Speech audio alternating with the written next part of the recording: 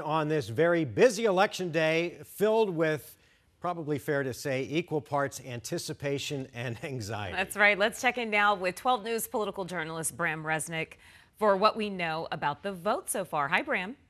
Hey, we won't have the first election results till the 8 o'clock hour tonight, but there's a lot we know already about how the vote might be trending. We're exploring the early vote with Democratic State Representative Annalise Ortiz of Phoenix and Republican consultant Barrett Marson. Good to see both of you. Good afternoon. Good to see you. I think you both know Sam Almy of Uplift Campaigns has tracked early ballots by party and today's in-person vote. Barrett, what is your takeaway from that tracking? I don't think almost anyone really saw the maybe enthusiasm from Republicans.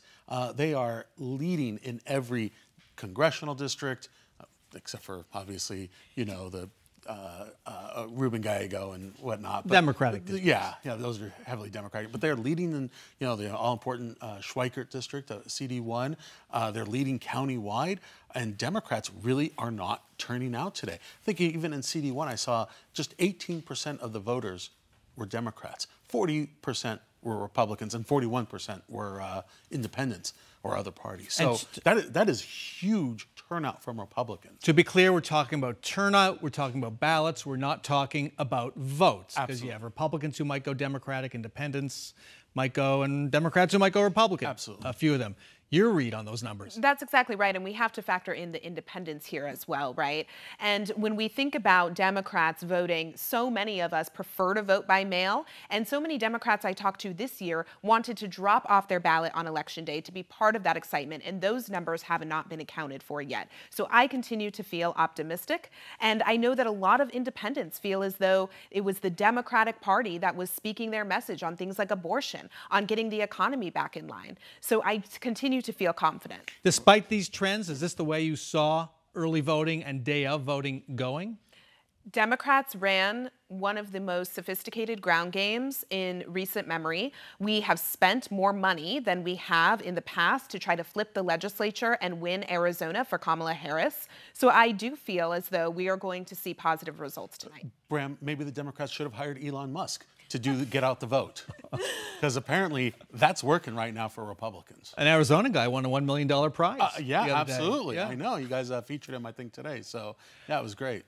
I want to give folks a heads up on a word we'll be talking about, or a phrase. That's my posted note here. It says late earlies. Yes. How do they figure into what might be going on today and what we might be talking about tonight? Well, first of all, the most important thing about late earlies is they're not going to get counted for a few days. What are late earlies? The most important thing. They are people. They are part of the problem. I used to be part of the problem. They're not the solution. They're not the solution. I used to be part of the problem. These are people who take their early ballots. They filled it out at home, and you know, they filled it out late. They wanted to hold on to their ballot and see all the late breaking news, and they drop it off at a polling place. Those ballots go to the county, but they get set aside, and they don't get counted for several days, because they have to be signature verified. You've got to do all the safety things that you would do for any other ballot still with those, and that just takes some time.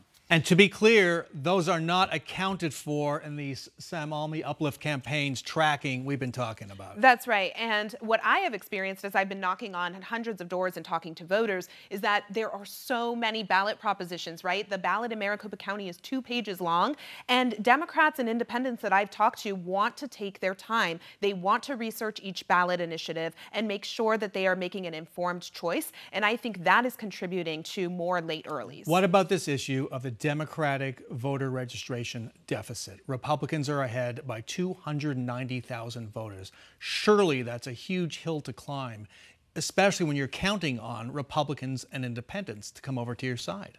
I think that Democrats absolutely should work harder to register more Democratic voters. That is something that I take seriously in my district. But when it comes down to it, when we are talking to those independent voters, they feel as though the Republican Party is completely extreme, off the rails, and what they want to see are candidates who will protect abortion access, candidates like Kamala Harris who are promising to provide down payment assistance for homeowners, something that an opportunity that I've been locked out of as a young person.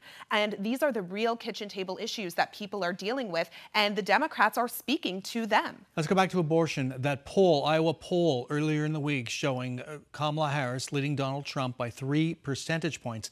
it appears abortion, specifically Iowa's 6-week ban, had a role in changing and flipping Iowa. Do you see it that way? I do. And when you look at the breakdown, right, 60 women 65 plus who remember what it was like before we had a right to access abortion care are terrified that their daughters and granddaughters have been dragged back to the 50s. This is a salient issue, and if people cannot become pregnant, they don't understand how personal this is and how much of a violation of our freedoms it is to be told by a politician that we cannot make choices for ourselves about our bodies. Yes, but Brahm, and while we have an abortion initiative on the ballot here, and I believe it will pass comfortably, it doesn't appear that voters are going to hold, say, a Republican's position to be a pro-life candidate against them.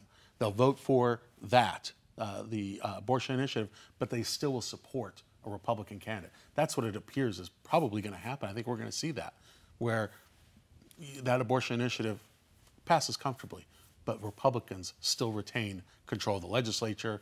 Donald Trump probably still wins the state. That's what I mean. Senate? The Senate? Boy, I've been on the Ruben Gallego is going to beat Kari Lake by 7 points or more.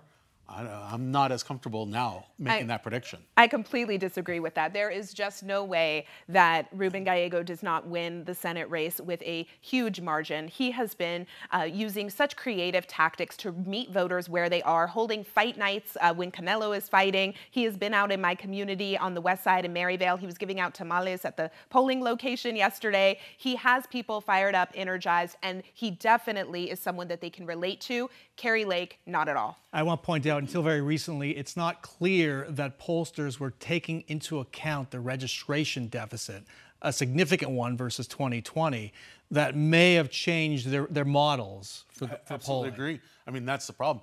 I think with all the polls that we have looked at over the last 6 months is they haven't taken into account this huge disparity that we are seeing in real time in the voting, in actual voting. Let's end with the legislature. One of the storylines tonight is the fight for control of the legislature. Republicans still hold that 1-vote majority. Are they going to hold it again still after tonight or Wednesday or Thursday? I sure hope they won't. I have been out knocking doors in all of the swing districts, and what I can tell you is that the ADLCC, which is the entity responsible for flipping the ledge, they have spent more money than they have in years past, a significant amount of money to flip the legislature, and they have knocked on hundreds of thousands of doors with thousands of volunteers, talking to Republicans, independents, and Democrats, and there have been so many Republicans that I've talked to who feel fed up with the antics at the legislature. They want a government that works for the people, and I continue to feel really confident about our chances in the legislature. Last question, Barrett, what is the final tally going to be in the legislature I think when the dust Representative clears? Ortiz, you'll be Senator Ortiz, right? Okay. I think Senator Ortiz is going to be sorely disappointed come later in the week. A tie? You know what? I've been thinking it was a tie. I don't think that anymore. I think it's going to be 16-14 Republicans. Still. I think, but I also think in the House there will be 32 or even 33 Republicans. Pick up by Republicans. Pick up. Okay. I'm not going to speculate on the numbers, but I will tell you that we are going to flip the legislature. You cannot lose if you do not play. Annalise Ortiz, Barrett Marson, thanks so much for joining us.